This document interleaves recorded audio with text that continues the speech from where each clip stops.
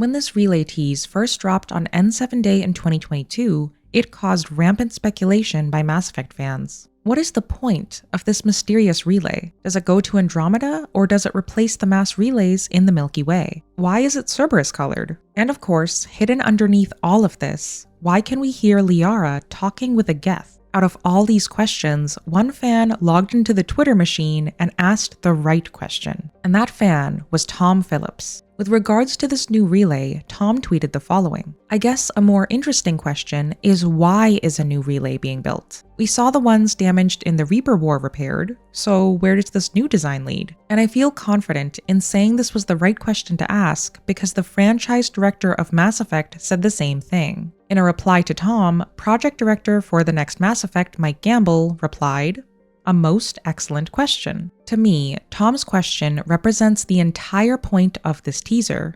Where does this new relay lead?" And from the mysterious N7 stripe to Liara's conversation with her new Geth friend, this analysis will try to piece it all together to discover the potential purpose of this new relay. In order to discover the relay's purpose, we need to first figure out the context surrounding its release, because this relay wasn't crafted for the N7 Day reveal 2 years ago.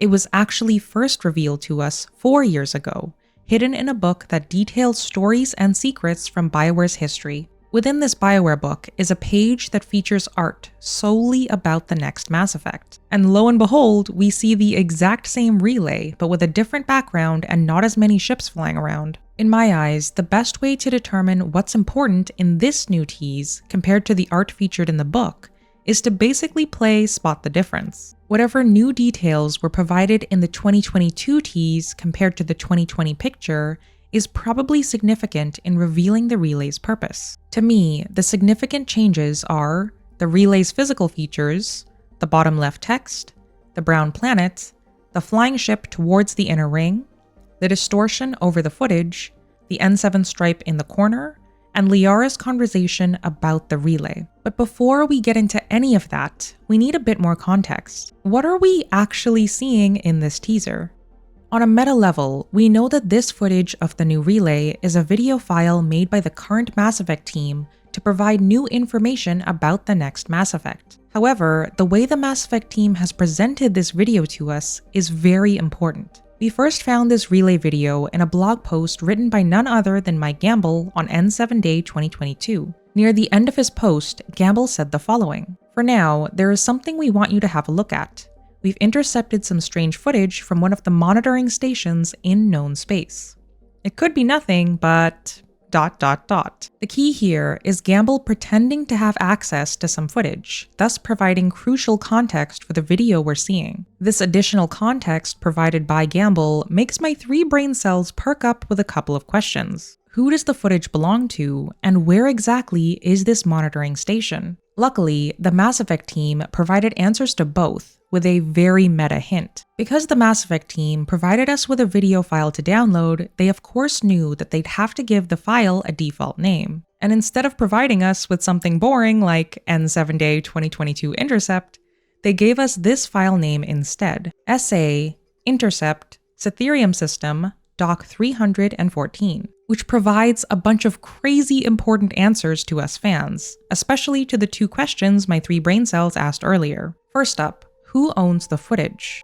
In the first part of the file name, it says SA. On the relay footage itself, we also see SA in the bottom left text under the section that says, "For interior use only." To me, SA probably stands for Systems Alliance, which means that Gamble was pretending to be from the Alliance too. This matches with what we saw on N7 Day 2023, where the Oculon teaser text said to review briefing materials on official Alliance comms channels, and the BioWare Twitter account was where the briefing materials could be found, furthering the narrative of BioWare and the Mass Effect team pretending to be the Systems Alliance. While the team pretending to be from the Alliance is pretty telling for who we're probably going to play as in the next game, I'll leave that discussion for a different video. For now, we at least know that this footage probably belongs to the Systems Alliance. Now for the second question. Where exactly is this monitoring station? I believe the third part of the file name provides the answer. It's in the Cytherium system. But there's a problem. Us players have absolutely no idea where this Ethereum system is. There's no cluster on either the Milky Way or Andromeda galaxy maps that are called this Ethereum system. But we again have a small clue provided to us by director Gamble. In the blog post, Gamble wrote that this footage is from a monitoring station in known space. To me, known space most likely refers to a known location in the Milky Way, especially because the Systems Alliance didn't travel to Andromeda, so they wouldn't have a monitoring station there. On the Milky Way galaxy map, when you first select a region, it zooms in on the cluster name selected and puts you into a specific system within that cluster. And then, when you traverse outside of the bounds of that particular system, you can visit other systems within the cluster you've chosen. So for example, the planet Thesia is located in the Parnitha system, within the Athena Nebula cluster, which is in the Milky Way. And even though Thesia is in a sorry space, the system name is given a human-based term, Parnitha, which is a mountain north of Athens. So using the word Cytherium, a human-based word that refers to an extinct genus of otters, doesn't confirm that the Cytherium system is located in Alliance-controlled space. The name Cytherium is most likely just what the Alliance decided to call it, based on an Earth-based term. So we don't actually know the pinpoint location of this monitoring station, but we at least know that this relay is probably being viewed from a location in the Milky Way. Unfortunately, not knowing where this Ethereum system is eliminates us figuring out which brownish planet this is. However, we have plenty of other differences between the two relays to discover more clues, like the MR7 designation seen on the relay itself. At first, I thought there was no difference between the two MR7s, but looking more closely, you can notice there's a slight change in the specific shade of orange used for the MR portion. This difference might just be due to lighting changes, but to me, the deeper shade of orange was an intentional switch to match the color found on a logo that Shepard donned in Mass Effect 2. And that logo, of course, belongs to Cerberus, featuring a very distinct orange shade. So if this relay has coloring that matches the Cerberus logo, then I'm going to hazard a guess that this relay originally belonged to Cerberus. And I say originally because we can't forget that the footage we see of this monitoring station belongs to the Systems Alliance. So my interpretation is that the Systems Alliance has commandeered this Cerberus-built relay for their own purposes. But in saying that, I think that there's a different interpretation that could apply here. This relay could be under construction by Cerberus, and the Systems Alliance is simply monitoring the building of it. However, there's a section in the bottom left text that makes me lean more towards the relay being built by the Alliance specifically, and that's this text here that says Monitoring Station operated by Green Dagger Limited. Since this is a tease for the next Mass Effect where we're supposed to read into everything, I'm going to assume that the name Green Dagger is significant. The in real life equivalent of Green Dagger is something called Exercise Green Dagger, a joint military exercise with multiple participating countries that's held annually in the United States. So since the Mass Effect team intentionally used the name Green Dagger, to me, it probably means that the company operating the monitoring station is a military-based company not exclusive to any one nation or race. If I had to guess, Green Dagger Limited might be a joint military venture that includes the Council races, but there are obviously a wide variety of interpretations that could work here. Since we're reading into absolutely everything for this teaser, another interesting naming convention is Deepspace DAO, the company that might own the relay itself. To me, this name sounds like either the fakest company ever, or a company that just didn't know how to come up with a good name.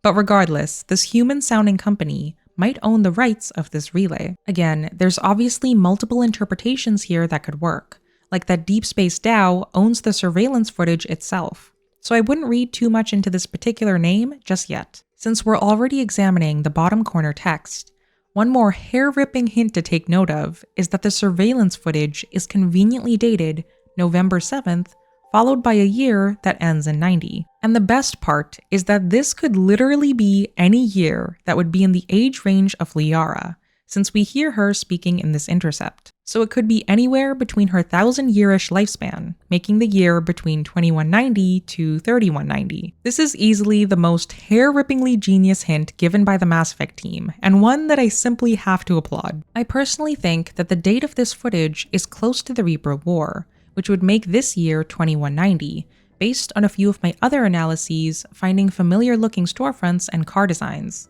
But you never know. Regardless of when this is, something the relay picture couldn't ever portray was the audio of the conversation between Liara and a mysterious Geth, which I believe is the intercepted conversation the Alliance uncovered. The second part of the file name for this video includes the word intercept, which in a military setting refers to an intercepted transmission of a foreign communication. So my interpretation for this file name, including the word intercept, is that the Systems Alliance has intercepted communications between our favorite archaeologist, Liara, and a Geth. However, this intercepted communication is actually hidden beneath a strange droning sound, which I think is actually pretty significant.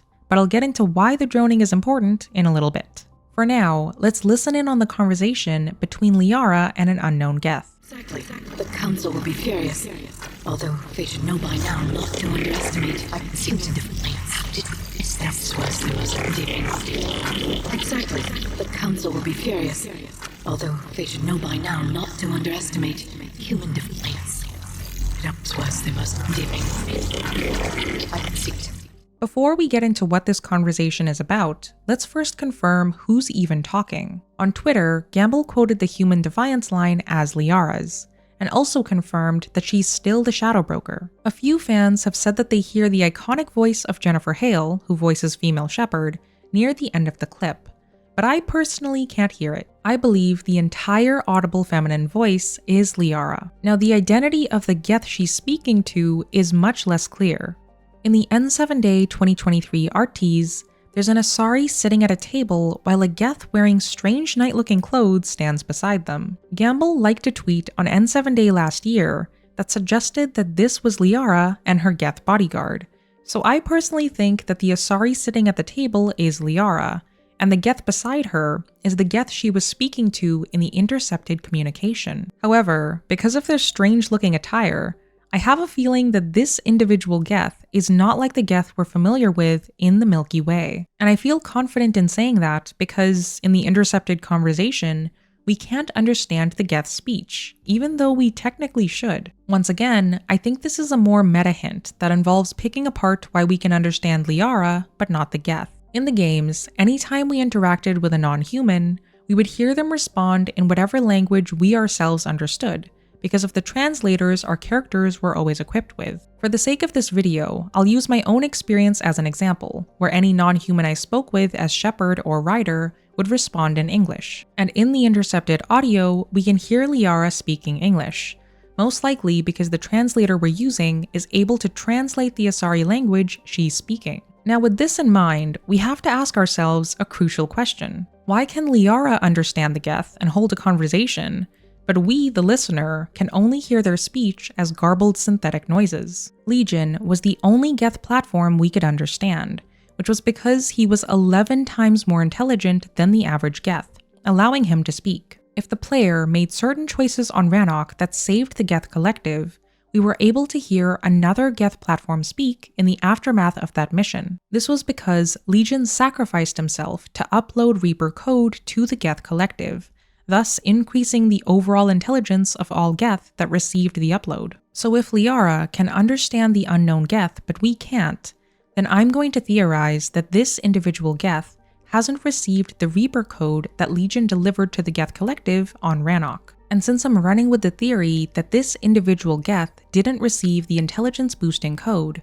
I'm going to further theorize that this Geth wasn't around during the events of Mass Effect 3. Since the Geth collective might have been destroyed on Rannoch, and in the destroy ending all Geth could have been wiped out with one single decision, it's important to consider that this Geth platform probably needed to avoid those particular events. So the idea that the Geth Liara is speaking to had to be able to survive those major choices is why I think this Geth might have not been in the Milky Way during the events of Mass Effect 3.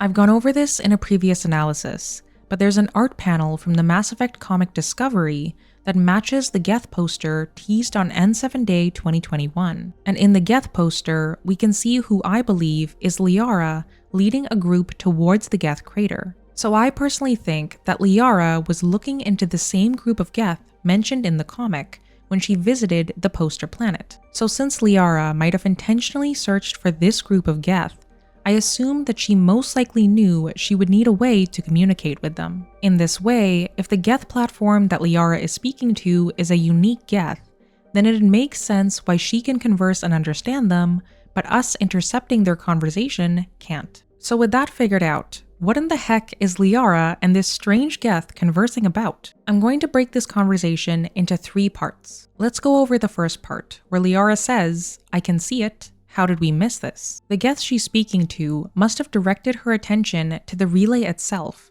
to which Liara responded, "I can see it." The crazy thing about this first part is that she, as the Shadow Broker, adds, "How did we miss this?" Liara has agents in a variety of high-level organizations, including the Citadel Council, so she usually has eyes on everything going on. So if Liara missed this relay's construction, it tells me that either the Alliance did a really good job of keeping it under wraps, or some of Liara's agents aren't entirely being accurate with their reports to her. Regardless, the conversation continues with the second part, where Liara says, "Exactly, the Council will be furious." This is the part that, to me, firmly confirms the relay is being constructed by the Systems Alliance, and that it's being built in the Milky Way. If the relay belonged to Cerberus, I don't think Liara would have brought the Council up, because she already knows that Cerberus would do whatever they wanted behind the Council's back. So that probably eliminates Cerberus as owning this relay. As to this relay being in the Milky Way, the Council doesn't exist in Andromeda, so this probably confirms that the relay is under construction in our home galaxy. The part where Liara says, although they should know by now not to underestimate human defiance, also lends to the idea that the Alliance is creating this relay that leads to unknown areas of space, which Tom Phillips originally speculated with his excellent question. Going to parts unknown would of course also go against Council wishes, as they strictly monitor the opening of new mass relays venturing into unknown territory. So that's the first 2 parts of the intercept somewhat figured out. The final part of the conversation is the most interesting to interpret, and something I personally see as a reference to Shepard. The way Liara dips her voice when she says, "It always was their most endearing trait," seems like she's lowering her voice to say it more to herself rather than to the Geth. Shepard is easily the most defiant human Liara knew, and their defiance was definitely underestimated by anyone who went against them. So to me, I hear this line delivered with a more contemplative tone than the previous 2 parts of the conversation. So with all the parts interpreted, I think the primary point of this conversation is that the Alliance is doing something they shouldn't, which begs the question, where does this relay lead that would have the Council tied up in knots? Let's examine more of the differences between the footage and still picture to find out. One of the most distinct differences between the 2 media is this flying ship traveling towards the center ring of the relay. However, when looking at it for the entire sequence, nothing about it seems out of the ordinary, which is why I think that this ship is actually a red herring for a second ship hidden in the periphery on the left side. You can first notice this secondary ship flying in because of the classic Mass Effect lens flare its engines exhibit before it appears on screen. Now at first, this ship drifting in also seems pretty straightforward, but there's a weird thing that happens after the funky screen distortion moves across the screen. After the distortion, it seems like the same ship retraces the same path again. Besides this, I haven't noticed any significant difference before and after the screen distortion appears, except this random bank of lights turning on, but I assume that this isn't significant. So why does a ship randomly retrace its pathway following the screen distortion? Is what we're seeing in the footage actually accurate? Why does the ship moving towards the ring continue to do so linearly, but this random ship on the outside is potentially retracing its steps? Or is it a simple explanation of there are 2 separate ships moving the exact same path? I still don't really know the answer to this one, but seeing how nothing really changes after the screen distortion appears then it begs the question of why the Mass Effect team spent time animating the distortion in the first place. It's a very interesting choice by the team to include this weird distortion, and something I'll address a little later on. For now, I want to go over something more concrete, like the apparent reflection seen nearby the retracing ship,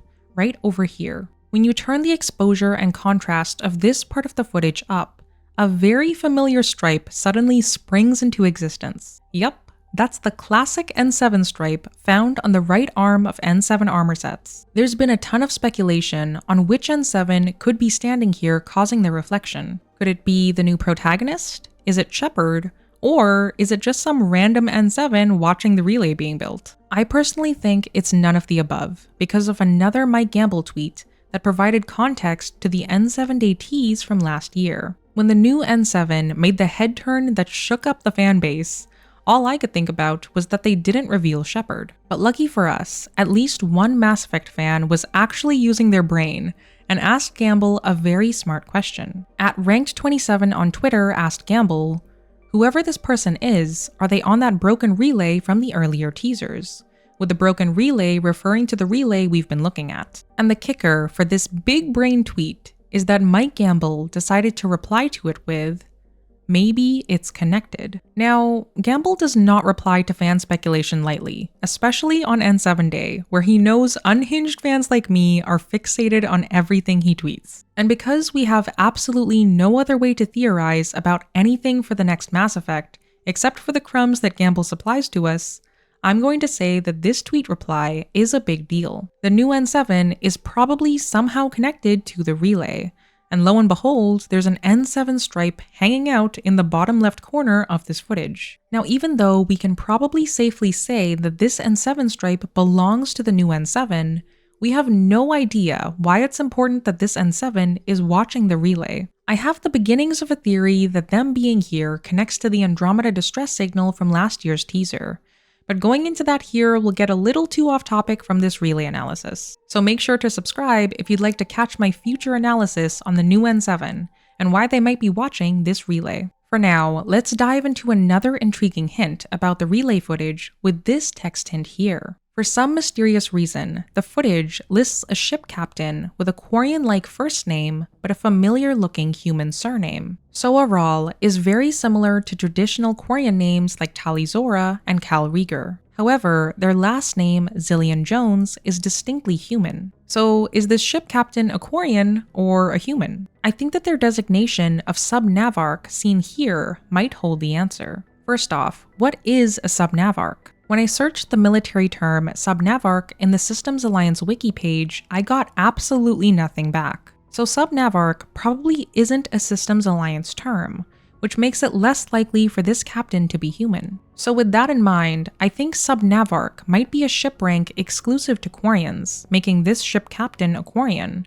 with potentially a human partner or raised by a human family, resulting in a human-like surname. This further adds to the idea that the relay belongs to the Alliance rather than Cerberus, because a mutual partnership between an anti-non-human group like Cerberus and a Quarian seems very unlikely. So that's one clue kind of figured out. But now, there's a crazy question we have to ask ourselves after seeing that this footage has a ship captain associated with it. Is this relay actually a ship that needs a captain? There's a few reasons why this relay might be a ship, like the fact that it's tilted parallel to the planet below instead of the usual perpendicular orientation of mass relays. If it was a ship, it would probably travel horizontally parallel to the planet, which is traditionally how Alliance ships travel. There's also these stabilizing looking protrusions from the relay that look similar to the tail ends of planes, so maybe their purpose is to keep the relay ship stable when moving. However, while this all theoretically makes sense,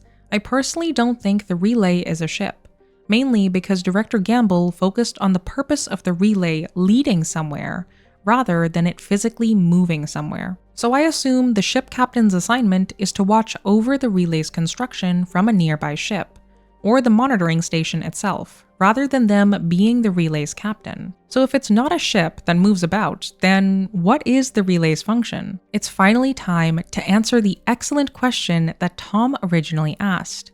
Where does this new relay lead? And in order to figure that out, we need to examine the words vacuum dock in front of the word relay seen in the bottom text area, because of the significance of the name mass relay. Mass relay is named the way it is because it's a relay that reduces the mass of the object it interacts with. It does this by using element 0, or EZO, a rare material unique to the Mass Effect universe, which can raise or lower the mass of an object when it's subjected to an electrical current. The EZO used in mass relays lowers the mass of spaceships, allowing for faster than light travel across the Milky Way, without the pesky nuisance of time dilation. So since the name mass relay gives us a hint as to its function, then we can infer that vacuum dock could provide a similar hint. So what in the good name of Khalisah bint Sinan al-Jalani is the function of a vacuum dock relay? If you were curious about what a vacuum dock was like me and popped it into Google,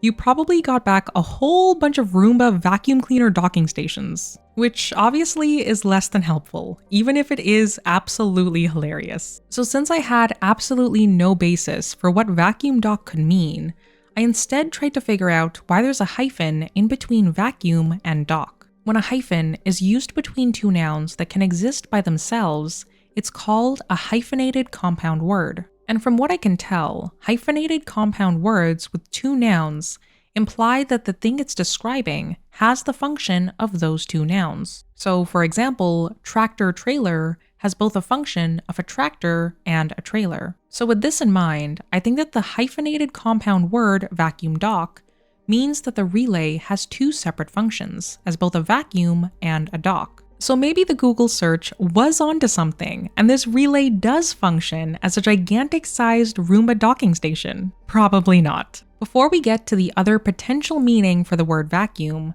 and thus one of the relay's functions, let's first go over why the dock function kind of makes sense. Instead of acting as a ship, I think one of the relay's functions is to act as a dock for ships. This would make sense for why there's so many ships flying about, as they could be docking with the relay itself. I had a few community members mention that the ships in this region could be from the Andromeda initiative, but I personally haven't found any evidence of that.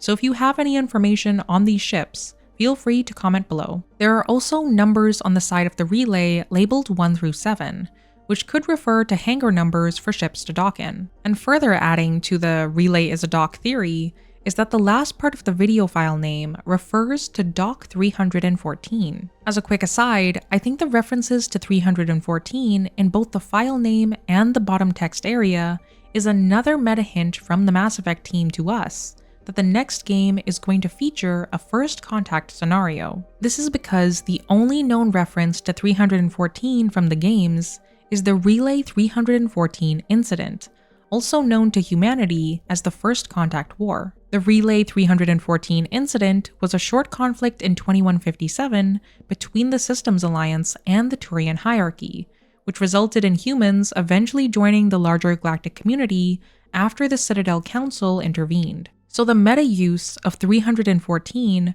might relate to why this relay even needs to function as a dock, but I'll get into that a bit later. For now, it's time to finally figure out the primary purpose of this relay, and it starts with figuring out the vacuum function. It's important to note that in the term mass relay, its function wasn't to create mass, but rather to temporarily alter an object's existing mass. So thinking along those lines, if we pretend the dock part doesn't exist, then the term vacuum relay could mean that this relay's purpose is to alter vacuum. With regards to physics and astronomy, the definition of vacuum is space devoid of matter, which is a tad bit confusing because in general, the entirety of outer space is referred to as a vacuum. But outer space isn't actually a vacuum because there are still a few particles kicking around causing extremely low air pressure. However, there is one space phenomenon in particular that results in a completely filled vacuum,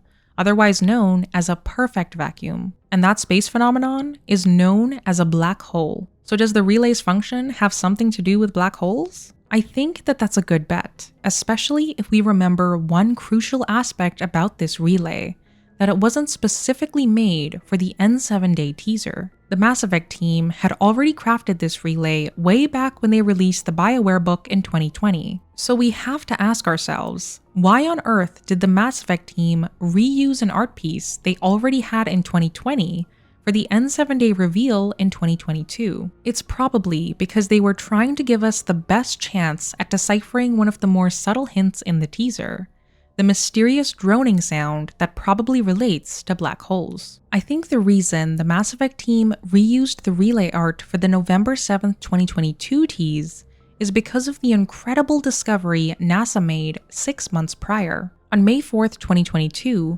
NASA released the data sonification of the black hole at the center of the Perseus galaxy cluster, which is just a fancy way of saying that they figured out what a black hole sounds like when the pressure waves it releases is translated into a single note. And the result of that is this sound.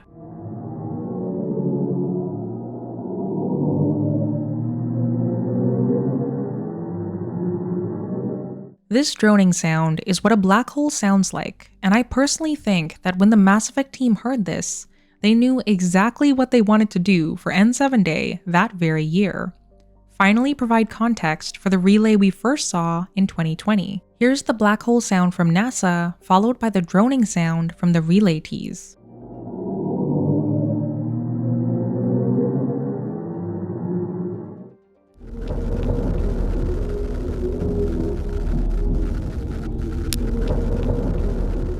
It's not a perfect match because there's a secondary droning echo on the relay audio, but to me, the deep drone between the two clips are fairly similar. Big shout out to XenoWriter, who first pointed this out on Twitter early this year. This droning sound that could represent a black hole, coupled with the vacuum relay phrase at the bottom of the teaser, got me thinking that black holes might be very significant to what the purpose of this relay is, and specifically where this relay might lead. And while I was ruminating on all this, the epic channel Veritasium came out with a mind-blowing video that helped me click all the puzzle pieces together to formulate a crazy theory. For those that don't know Veritasium, it's a YouTube channel about science, education, and everything in between, and very recently released a video on black holes that is ridiculously interesting and very educational. I've included a link to that video in the description and highly recommend giving it a watch,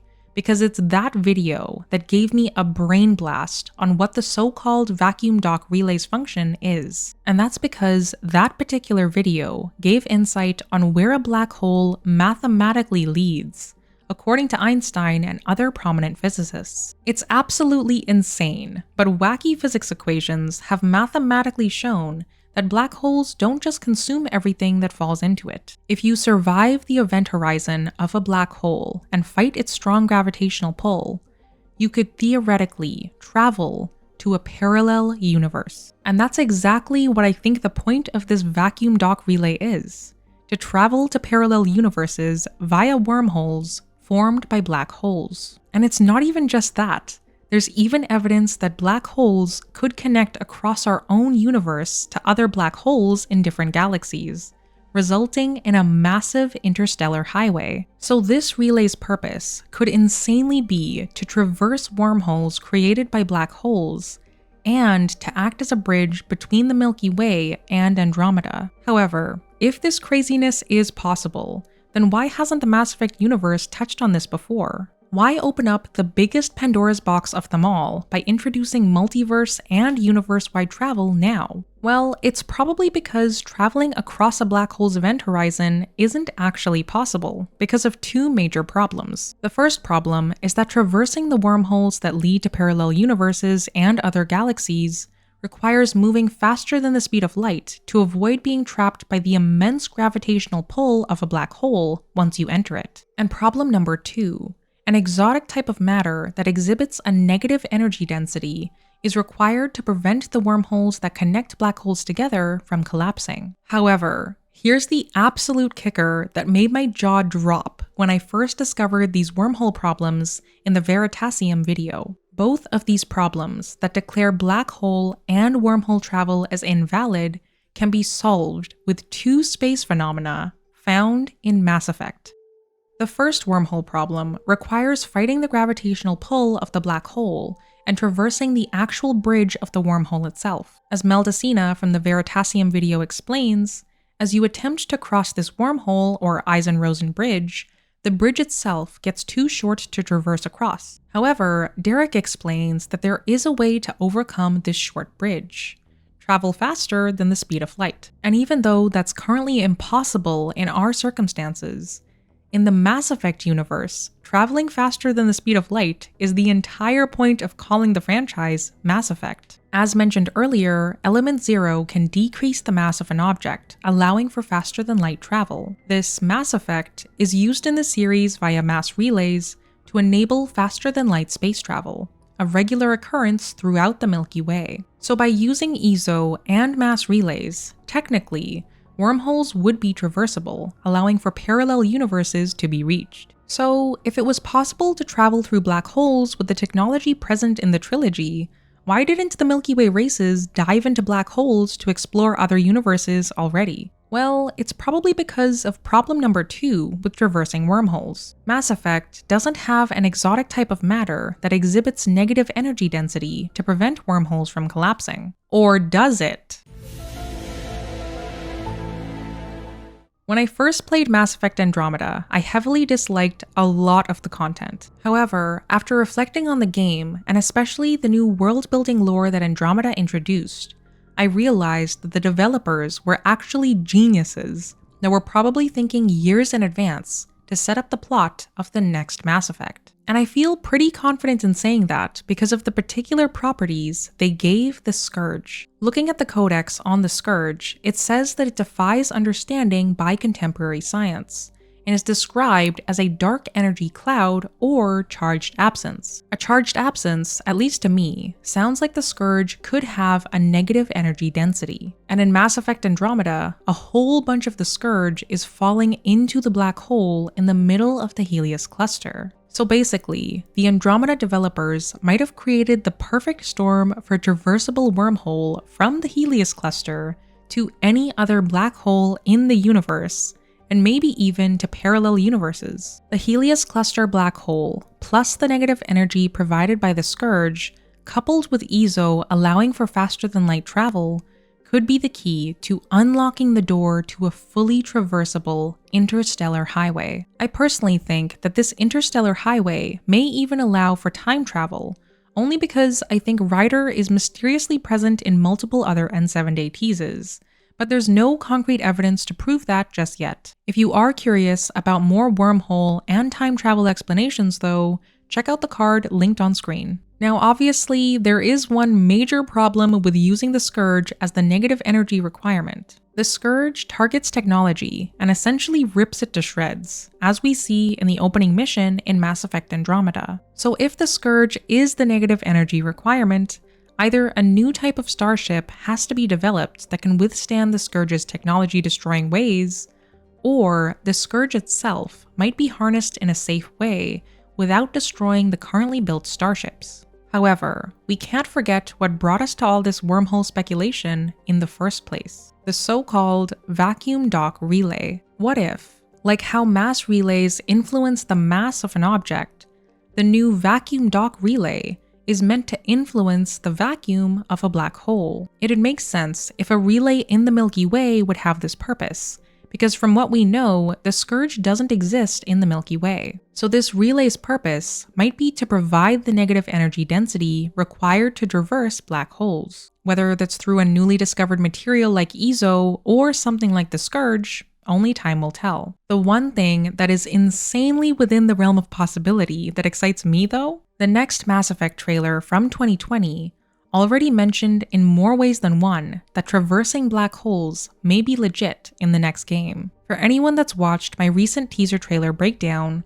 I went over how what we're seeing in that trailer might involve visiting parallel worlds or universes. And now, after analyzing this relay where there's been multiple connections to black holes, and after viewing the Veritasium video, which goes over how black holes can be used to reach parallel universes, it's all kind of clicking into place. A voice in the teaser trailer mentions an unknown horizon. In space, there are two well-known horizons this voice could be referring to. The first being the horizon that separates one universe from another, and the second being the event horizon of a black hole. So either this voice is referring to a black hole's event horizon, or the horizon that separates our universe from another's. So this relay's purpose could be tied to traveling across unknown horizons, whether that's through black holes to reach other parts of our universe, or even to reach parallel universes. Looking at the other hints from the relay tease as well, it'd make sense why Cerberus would have had this type of relay technology in the works,